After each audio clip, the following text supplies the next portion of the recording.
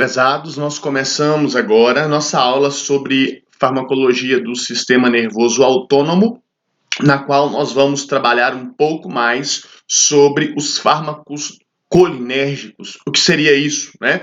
Fármacos que são voltados para a comunicação do sistema nervoso, para a ação do sistema nervoso colinérgico, no qual o principal neurotransmissor que irá agir ou que será influenciado pelos fármacos é a acetilcolina.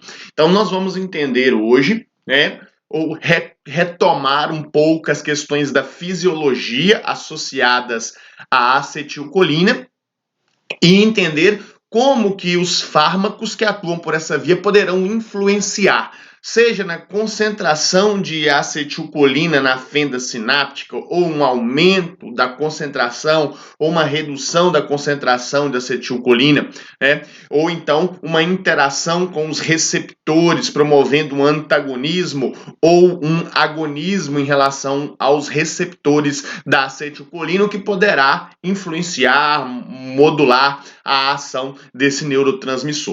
Começamos aqui já com um relato de caso de uma doença que está associada ou que pode ser um alvo dessa terapia. Uma mulher branca de 30 anos que há 7 anos da admissão começou a apresentar diminuição da força muscular nos membros inferiores com predomínio distal, que na evolução atingiu também os membros superiores. O exame físico geral era normal. O exame neurológico mostrava nervos cranianos sem alterações, hipotrofia bilateral de quadríceps e interósseos dos pés com tônus normal. A força muscular nos quadríceps e interósseos das mãos era grau 4 de 5. E nos interósseos dos pés e tibial anterior era grau 3 de 5. Os reflexos tendinosos eram globalmente hipoativos.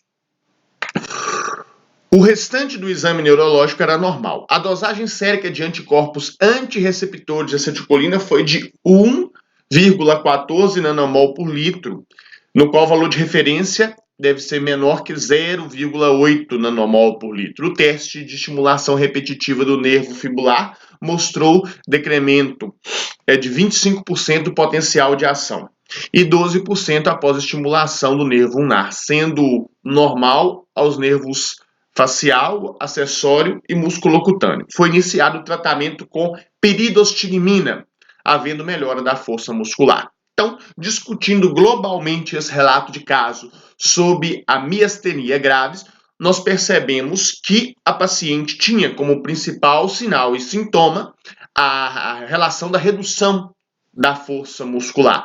E essa redução da força muscular, que foi demonstrada em diversas partes do corpo, foi então investigada e foi identificada uma relação dessa redução de força com a presença, produção de anticorpos contra receptores de acetilcolina. Esses anticorpos, eles vão inibir esse receptor de acetilcolina, impedindo a ação de acetilcolina, nesse caso, no músculo esquelético. E a ação da acetilcolina no músculo esquelético é excitar e promover a força, a contração em si. Então, na miastenia graves, a produção de anticorpos contra receptor de acetilcolina irá prejudicar a sinalização de acetilcolina, promovendo então essa perda de forças. A miastenia, portanto, é uma doença caracterizada como autoimune. E aí vem o tratamento, a proposta terapêutica, que foi aqui a piridostigmina. O que a piridostigmina quer? E é isso que nós vamos identificar durante a nossa aula de hoje, nesta via colinérgica. A piridostigmina é um fármaco inibidor da enzima que degrada a acetilcolina, denominada de acetilcolinesterase. Dessa forma, se a piridostigmina inibe a acetilcolinesterase, a acetilcolina será degradada em uma velocidade reduzida, mais acetilcolina vai estar disponível para brigar com esses anticorpos, para competir com esses anticorpos e tentar aumentar os estímulos sobre os receptores, o que aumentará, e aqui nós vimos no final do relato, né, houve melhora da força muscular. Então, a piridostigmina reduziu a degradação de acetilcolina, houve um aumento das concentrações de acetilcolina, por isso aumento da força muscular. Então, nós observamos aqui, né, o que nós vamos discutir posteriormente com mais detalhe, os anticorpos do tipo IgG, eles produzidos então por um erro, uma falha do sistema imunológico, eles vão identificar os receptores de acetilcolina e bloquear esses receptores de acetilcolina, impedindo assim com que a acetilcolina possa excitar a célula muscular esquelética. Então, o receptor, ele vai bloquear, o anticorpo, ele vai bloquear o receptor de acetilcolina, impedindo, portanto, a ação de acetilcolina. E isso vai levar à perda de força. O medicamento, ao bloquear, ao impedir a ação efetiva da enzima acetilcolinesterase, pode haver o aumento de acetilcolina e então promover também o aumento dessa força. Nós vamos discutir isso, né, no decorrer da nossa aula. Aqui nós observamos uma flacidez dos músculos da pálpebra, né? Essa flacidez é um sinal da miastenia gravis, onde enquanto de um lado o indivíduo tem a contração efetiva desses músculos, do lado esquerdo houve a perda da ação, ou a perda da força e da contração muscular aqui, provavelmente devido a essa doença. Ou seja, houve aqui um bloqueio da ação de acetilcolina devido ao bloqueio do receptor. E aí, a acetilcolina não consegue levar à excitação muscular. O músculo acaba não contraindo, né, na pálpebra. Muito bem. Então, aqui rapidamente uma revisão sobre o sistema nervoso autônomo. De modo que nós já sabemos que o sistema nervoso autônomo simpático, ele promove um efeito antagônico em relação ao sistema nervoso autônomo parasimpático, em diversas áreas, em diversos tecidos, em diversos órgãos do corpo. De certo modo, enquanto o sistema nervoso autônomo simpático prepara os meus tecidos e órgãos para a luta e fuga, ou seja, para alerta, dilatando a pupila, reduzindo as secreções, o volume de secreção, dilatando os brônquios, excitando o coração, aumentando a frequência cardíaca e a força de contração, inibindo os movimentos peristálticos. Por outro lado, o sistema nervoso parasimpático, né, autônomo parasimpático, ele vai contrair pupila, aumentar o volume de secreção, reduzir a frequência cardíaca, favorecer as secreções gastrointestinais e o movimento peristáltico. Então, essas são ações globais desses dois sistemas. Vale lembrar que o principal neurotransmissor da via simpática é a noradrenalina, enquanto o principal neurotransmissor da via parasimpática é a acetilcolina.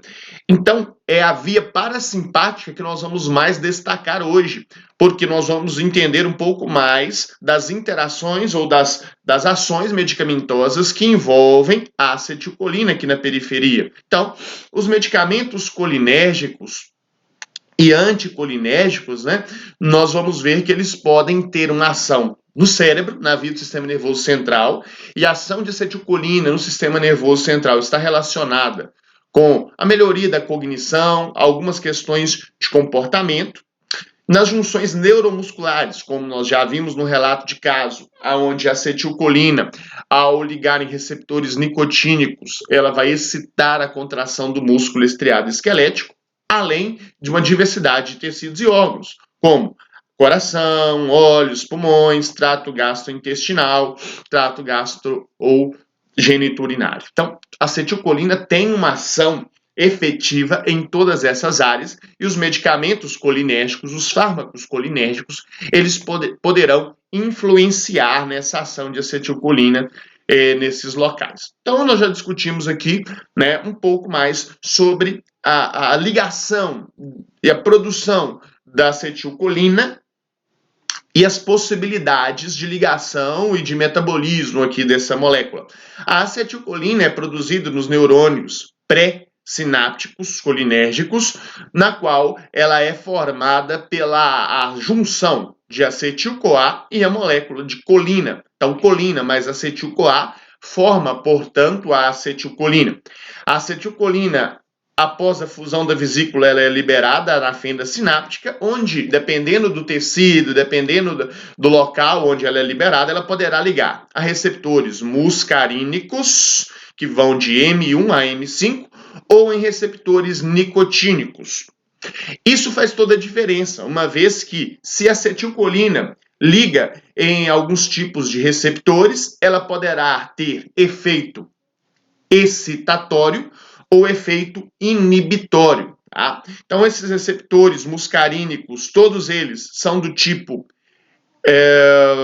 proteína transmembrana, que age por segundo mensageiro, proteína G, enquanto o receptor nicotínico é do tipo canal iônico, permitindo a entrada de íons com carga positiva, como você está observando aqui, o sódio. Então, nós vamos discutir as possibilidades, os locais onde existem esses tipos de receptores, para falarmos um pouco mais sobre a ação de acetilcolina. Bom, depois que a acetilcolina é liberada, liga nos receptores, para haver um controle da quantidade de acetilcolina na fenda sináptica, ela pode inibir ou pode ligar em receptores M2 do próprio neurônio pré-sináptico e inibir a sua própria produção, a sua própria liberação, para que haja uma regulação, um controle da quantidade de acetilcolina aqui na fenda sináptica. Por outro lado, a enzima mais importante, uma das mais importantes que nós vamos ver aqui, é a enzima acetilcolinesterase. Essa enzima irá degradar a acetilcolina em molécula de colina e acetato. A molécula de colina será recaptada mais uma vez para o neurônio pré-sináptico, para que assim a colina seja reciclada, reutilizada novamente para a produção de nova acetilcolina. E assim o processo continua. Então, esses são alguns mecanismos para a regulação dessa comunicação colinérgica. Aqui nós mostramos um pouco da outra via, que nós vamos estudar numa aula em separado, que é a via adrenérgica, no qual as moléculas de norepinefrina ou noradrenalina, né, e epinefrina ou adrenalina, elas poderão, após ser liberadas, elas poderão se ligar a receptores alfa ou beta, promovendo assim algumas excitações ou inibições, dependendo de onde esses receptores estão presentes, dependendo do tecido que nós estaremos falando. Pois bem, então, nós começamos aqui agora a falar um pouco mais sobre a farmacologia colinérgica. Aqui nós observamos nesta figura a ação da acetilcolina na fenda neuromuscular. O potencial de ação, a excitação chegará aqui no final de um neurônio motor. Esse neurônio motor, ele é um neurônio colinérgico, ou seja, ele irá liberar aqui as moléculas de acetilcolina nessa fenda neuromuscular. Para que essa liberação aconteça, o potencial de ação que passa pelo neurônio, processo 1 demonstrado aqui, né, o potencial de ação, a excitação, vai chegar nesse final do neurônio, na região chamada de neurônio terminal. Isso levará ao processo 2, que é a entrada, a abertura de canais de cálcio voltagem dependente. A entrada maior dos íons cálcio é o gatilho para que as vesículas cheias de acetilcolina se fundam. E aí, o processo 3, que é a liberação efetiva de acetilcolina aqui na fenda neuromuscular. O processo 4 ilustra a acetilcolina ligando ao receptor nicotínico, aos receptores nicotínicos. Perdão. E, por fim, 5, que é a abertura dos canais de sódio. O sódio, ele, ao adentrar a placa motora, ele vai promover uma excitação e um potencial de ação muscular. Assim, o músculo foi excitado a partir da ação de acetilcolina, que levou à abertura dos canais de sódio. Esse é o mecanismo da ação da acetilcolina na fibra neuromuscular. É importante nós lembrarmos aqui a presença, mais uma vez, da enzima acetilcolinesterase, que vai regular, que vai controlar a quantidade dessa acetilcolina e controlar, assim, a excitação muscular. Os fármacos colinérgicos e anticolinérgicos podem agir nesta via, né, como nós já falamos, na via neuromuscular, ou também no sistema nervoso central.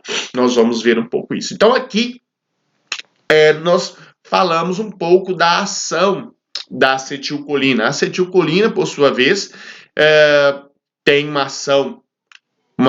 uma ação significativa em glândulas, excitando ou levando ao aumento do volume de secreção, glândulas especialmente do trato gastrointestinal. A acetilcolina tem essa ação envolvendo o sistema nervoso autônomo parasimpático.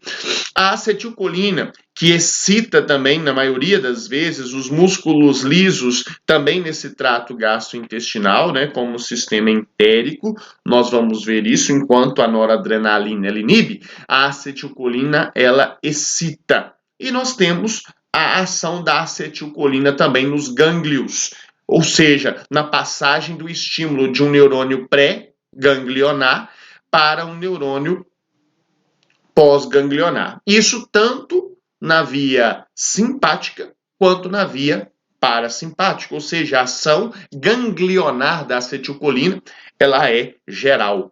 Então, aqui nós partimos para o processo de síntese, de produção e de liberação, de degradação da acetilcolina, tá? Nessa figura, nós observamos com mais detalhe a produção da acetilcolina, a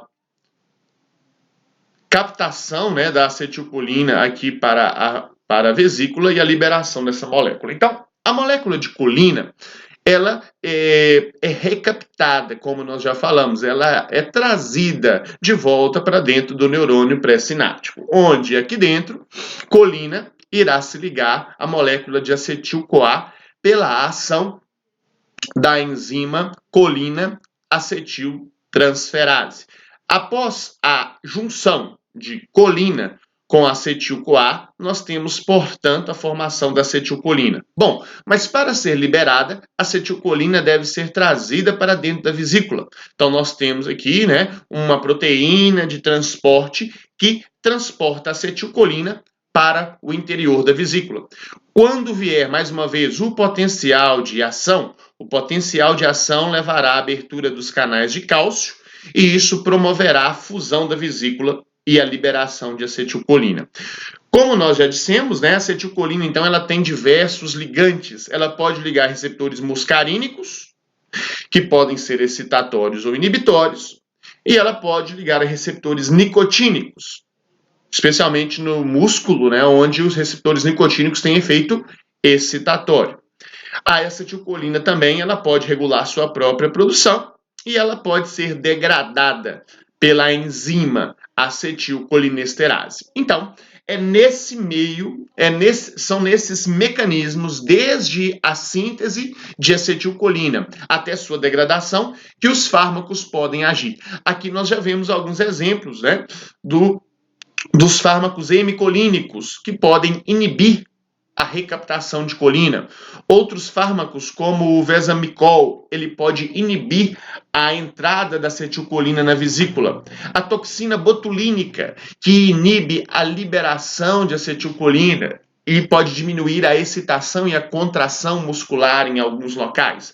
E nós temos os fármacos inibidores da acetilcolinesterase, que ao inibir essa enzima, ele protege, ele mantém as concentrações de acetilcolina mais elevadas. Então, essas são as possibilidades que nós temos para essa farmacologia. Aqui destacando para a gente, né, a ação tanto da síntese, que são as reações, digamos que mais importantes no sentido da bioquímica, tá? A síntese da acetilcolina pela ação da colina-acetiltransferase, ou seja, transfere uma colina e adiciona ao acetil-CoA, e nós temos a acetilcolinesterase, que quebra, que degrada a acetilcolina. Bom, é importante nós revisarmos aqui o local e onde estão os receptores tanto os receptores muscarínicos quanto os receptores nicotínicos. Vamos começar falando dos locais dos receptores muscarínicos. Os primeiros tipos de receptores muscarínicos que nós vamos destacar aqui são os receptores M1 e os receptores M2. Esses receptores, eles estão em alguns órgãos, tecidos específicos, e a acetilcolina terá uma ação também específica neles. Tá? Os receptores M1, eles estão presentes no sistema nervoso central e nos gânglios autônomos. Quando a acetilcolina se ligar ao receptor M1, isso pode levar a uma resposta excitatória, e estar associado ao despertar, à atenção, à analgesia, especialmente aqui aos efeitos no sistema nervoso central. Qual que é o mecanismo? O mecanismo via M1 é um mecanismo de segundo mensageiro, no qual vai haver aqui uma sinalização, uma via de sinalização que vai aumentar a concentração de cálcio, e isso irá ativar uma diversidade de enzimas quinase dentro das células, tá? Então, essa é a forma como a acetilcolina excita um tecido via M1. Por outro lado, e talvez com uma importância maior para a gente aqui, a ação de acetilcolina via receptores M2. Receptor M2 está expresso em concentrações significativas em diversas áreas do coração, como o nódo sinoatrial, como o nódo atrioventricular, músculo dos átrios e músculo dos ventrículos. O receptor M2, ao receber a acetilcolina, ele vai desempenhar uma resposta inibitória nessa diversidade de áreas, promovendo, então, redução das despolarizações espontâneas no coração, redução da velocidade de condução do estímulo, redução da força de contração. Então, os mecanismos que envolvem a ligação da acetilcolina ao M2 vai inibir essas células, especialmente devido ao extravasamento de íons potássio. Isso faz com que o coração, de certa forma, geral, globalmente, será inibido.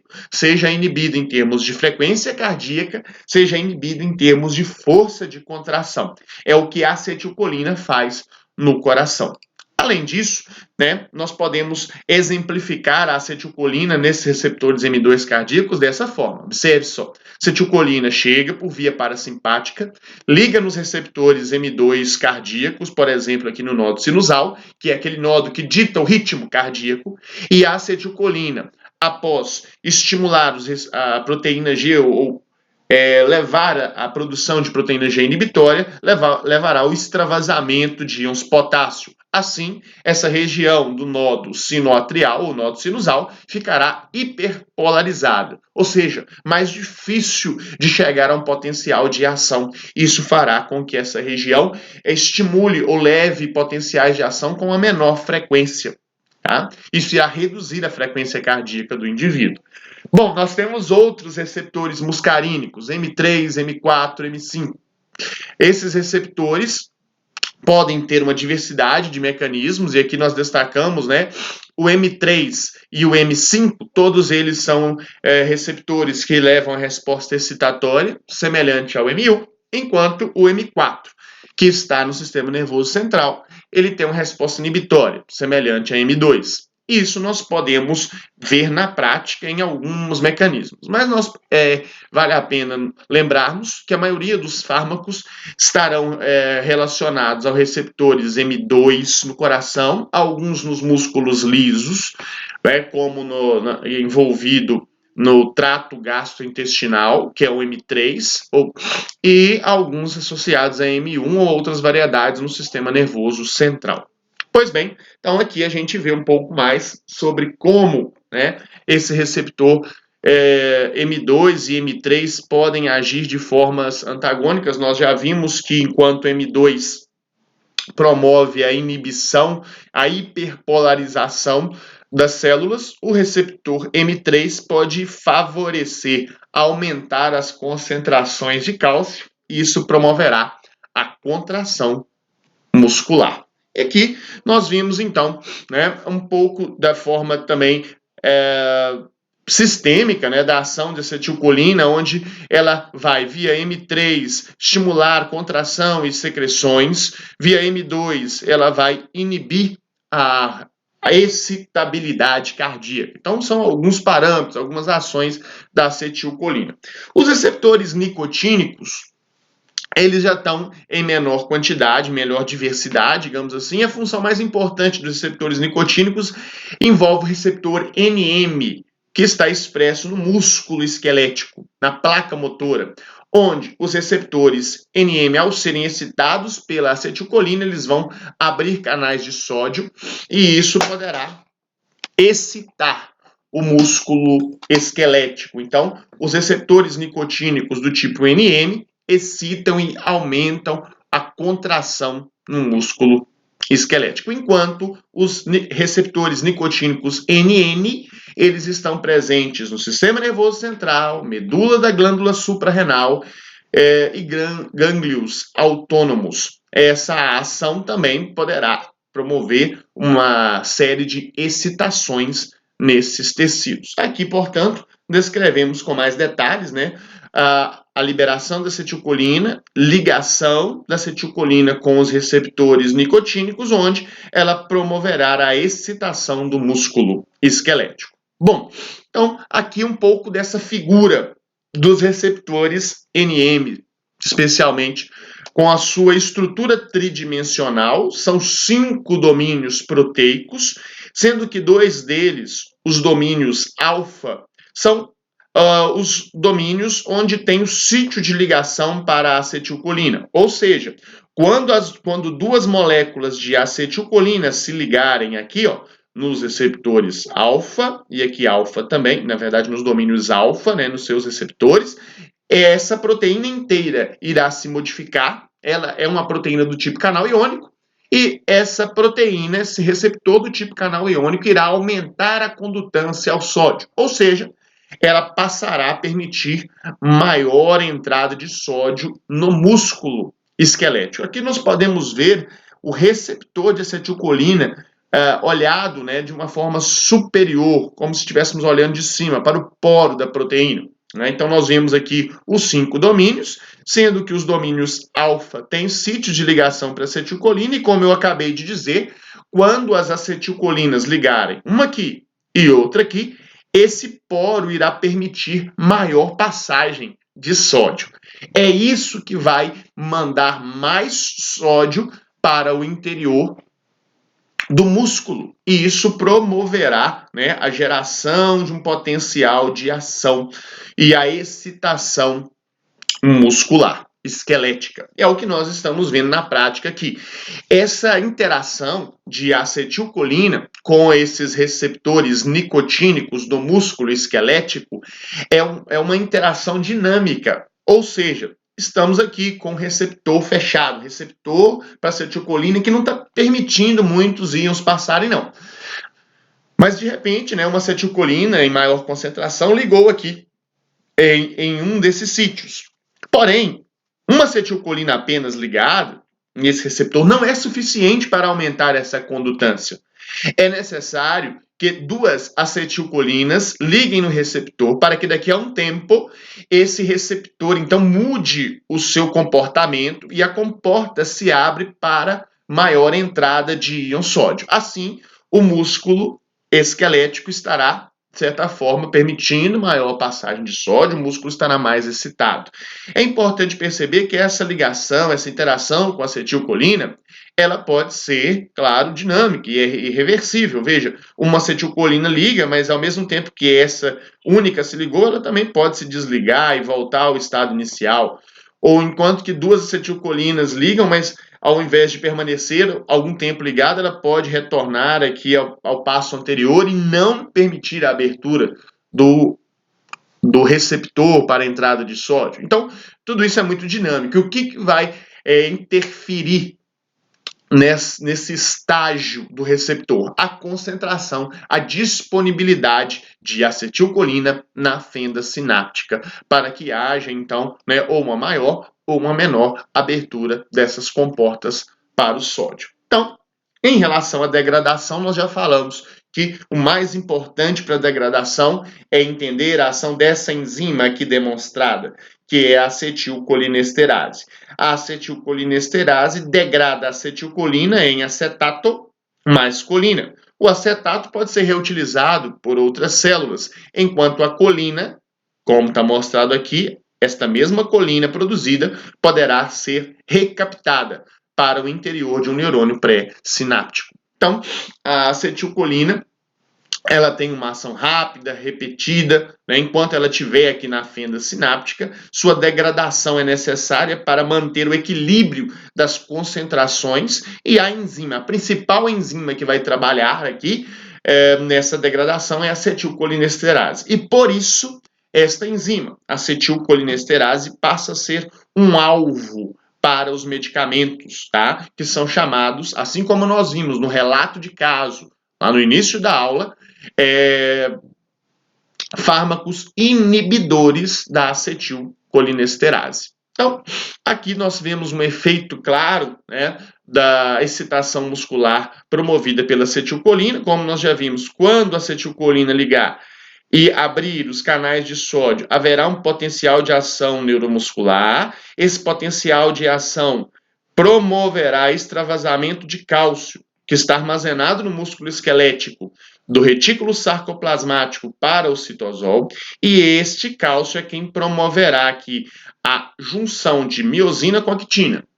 E graças ao ATP, haverá contração muscular. Então, o processo de excitação muscular depende bastante do cálcio, mas para que cálcio esteja sendo liberado aqui, precisa haver essa excitação neuromuscular.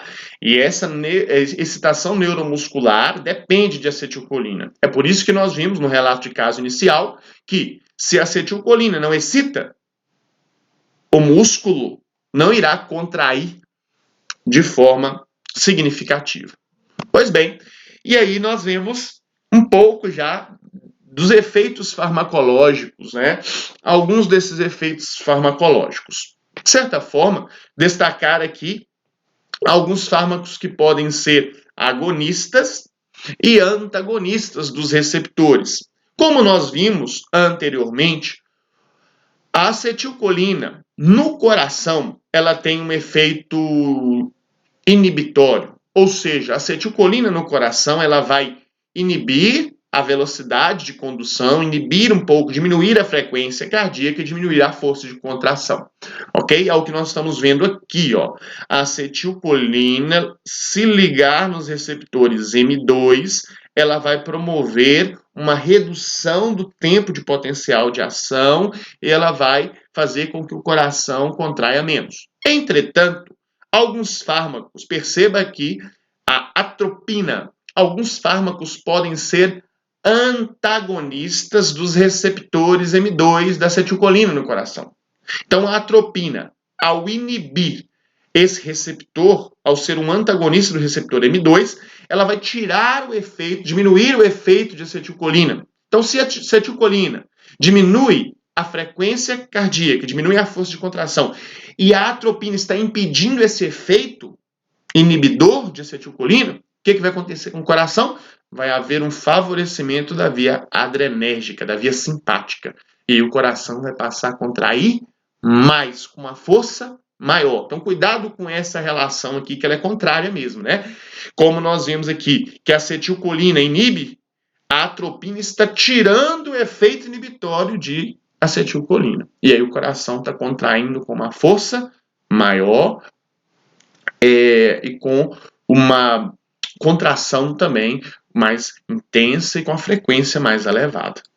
Bom, então nós podemos destacar então que a acetilcolina ela tem a via da acetilcolina ela tem esse efeito, destacando também aqui os gânglios, né, onde a acetilcolina ela está presente nos gânglios, tanto na suprarrenal quanto nos gânglios nervosos. E se houver uma forte inibição da acetilcolina, é possível interferir tanto no sistema parasimpático quanto no sistema simpático, porque a acetilcolina tem uma ação no sistema simpático, não na periferia, mas nos gânglios, onde nós estamos vendo aqui que a acetilcolina é quem comunica o estímulo de um neurônio para o outro neurônio, para que no final haja a liberação de noradrenalina. Então, aqui alguns efeitos da acetilcolina pelo corpo, né? A acetilcolina, ela pode promover contração da íris e promover a contração também do músculo da pupila, né? Reduzindo então o tamanho da pupila. Indiretamente, liberação de óxido nítrico e vasodilatação, aumento das secreções, especialmente no trato gastrointestinal, né, e também do tônus muscular, e uma redução, né, da excitação cardíaca, bradicardia, diminuição da velocidade do estímulo. É isso que nós vimos aí de mais interessante, tá? E aí nós falamos agora dos fármacos em si. O que os fármacos dessa via, da via da acetilcolina, poderá causar? Eles são usados para quê? Né? Modulação do sono, estado de vigília, aprendizagem e memória, imunossupressão, supressão da dor, todos esses efeitos podem ser usados por fármacos que pertencem a essa via colinérgica a nível de sistema nervoso central. Esses são os principais efeitos no sistema nervoso central, onde, quando nós utilizamos de fármacos como inibidores da acetilcolinesterase, eu posso aumentar as concentrações de acetilcolina e favorecer os efeitos da acetilcolina. E esses efeitos todos podem estar associados a maior concentração do mesmo. Então, vamos começar aqui por alguns desses efeitos, tá? Ao ativar esta via do sistema reticular, esta via do sistema reticular ascendente é uma via onde a acetilcolina é muito importante. Então, aumentando a sinalização de acetilcolina pode ser interessante para aumentar também o estado de vigília e o sono REM. Então, esse processo, né, na verdade, é um equilíbrio entre vigília e sono REM, favorecendo o sono REM, e é durante o sono que a acetilcolina vai ajudar a consolidar as memórias. Então, é uma forma indireta para que a acetilcolina, ao melhorar a condição do sono, especialmente estimulando os sonos REM, nós podemos ter uma melhor consolidação da memória pela via colinérgica. Há, então, um efeito claro de acetilcolina que colabora para pacientes com doenças crônicas do sistema nervoso central. Ou seja, indivíduos com Alzheimer e Parkinson podem desenvolver demência. É um sinal, sintoma claro dessas doenças. E daí, se alguns fármacos podem, ao inibir, por exemplo, a acetilcolinesterase, aumentar as concentrações de acetilcolina, nesses pacientes com Alzheimer e Parkinson, mais acetilcolina pode aumentar as chances de melhoria da cognição, melhoria dos comportamentos funcionais. Então, essas características estão suprimidas, estão inibidas nesses pacientes. E aí, essa via colinérgica, ao ser excitada, podemos ter uma melhora, né, desses sintomas em pacientes com Parkinson e Alzheimer. Então, aqui nós temos uma série de outros efeitos da farmacologia ou dos fármacos dessa via colinérgica, né? Modular o estímulo da motilidade gastrointestinal, tratar a xerostomia, onde tem pouca excitação de secreção, e aí estimular maior volume de secreção, entre uma quantidade de doenças, né? Nós vamos falar de mais algumas delas, como, por exemplo, né, ou pelo menos um grupo de fármacos dos mais usados, que são os inibidores da acetilcolinesterase. Lá no relato de caso, no início da aula, nós vimos um fármaco que tinha esse sufixo, né, tigmina ou tigmina. Nós vamos ver que esses fármacos, né, como neostigmina, pirostigmina, eles são um grupo de fármacos inibidores da enzima acetilcolinesterase. Então, repetindo, quais são os efeitos? Inibindo essa enzima, nós vamos ter menor degradação de acetilcolina e a acetilcolina estará mais disponível. O objetivo dessa farmacoterapia é aumentar a quantidade de acetilcolina disponível, tá? Então, isso vai favorecer a ação de acetilcolina em diversos tecidos, seja aumentar a motilidade gastrointestinal, aumentar os efeitos de acetilcolina na excitação do sistema nervoso central e tanto mais. Então, aqui nós temos alguns exemplos desses fármacos, né? Isostigmina, neostigmina, entre outros. Tá? Então, a ação clínica mais importante que nós precisamos aqui entender na nossa aula são os inibidores da acetilcolinesterase. O que eles vão promover? O aumento da transmissão da junção neuromuscular, ou seja, inibindo, como nós vimos no relato de caso, inibindo essa enzima, eu vou ter mais acetilcolina. Se eu tenho mais acetilcolina, mais estímulos em outras áreas, mas especialmente aqui na junção neuromuscular, isso pode favorecer, então, a contração, retomada de força muscular. O aumento do tônus parasimpático em diversas áreas, né? Como no músculo esquelético, também no músculo liso, e também o aumento da atividade colinérgica central, melhoria do aprendizado e alguns sintomas, redução de alguns sintomas do Parkinson e Alzheimer. Então, muito obrigado pela sua companhia e nós vamos, na próxima aula, falar um pouco mais sobre o sistema nervoso autônomo simpático.